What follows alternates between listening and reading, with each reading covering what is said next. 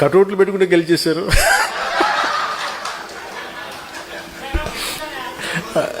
అలాగే కటౌట్లు హలోగ్రామ్స్ పెట్టుకుంటే బాగుంది. అలాగే చక్కగా సీమ్లు అయిపోయారు.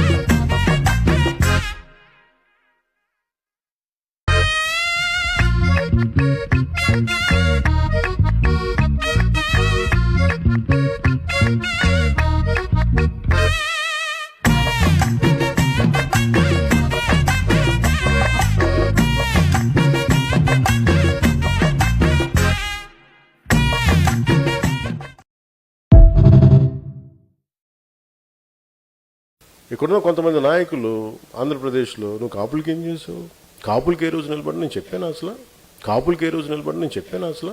ఈ సందర్భాన్ని పురస్కరించుకొని నన్ను విమర్శించే కాపు నాయకులందరికీ కూడా నేను సమాధానం చెప్తాను. నేను ఎప్పుడు వచ్చింది ఒక కులం కోసం రాలా. మీ వెనకబాటుతనం, మీ కోరికలు ఉన్నాయి కదా. ఎవడు మా కులం నుంచి ముఖ్యమంత్రి అవ్వలేదు, మీరు ఓటేయండి, అవి చూపిస్తాం.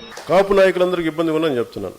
నేను ఒక కులం కోసం రాలా, నా దేశం కోసం వచ్చాను, నా నేల కోసం వచ్చాను. మీరు నన్ను ఒక కుల నాయకుడిగా పెట్టాలనుకుంటే ఒక పని చేస్తాను.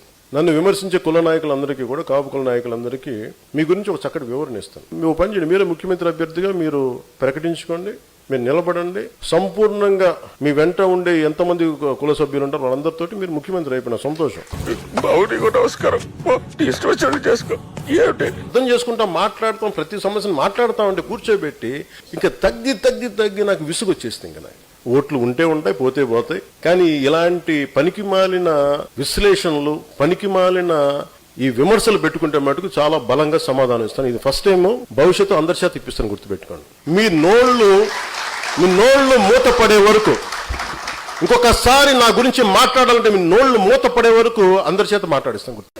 నన్ను 15 సంవత్సరాలు రోడ్డు మీద దేకిచ్చినా కానీ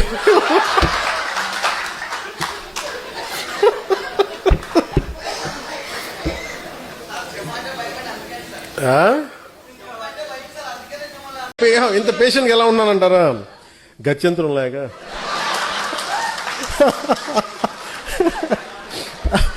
అలాగే ఇప్పుడు విశ్లేషకులు మాట్లాడుతున్నారు.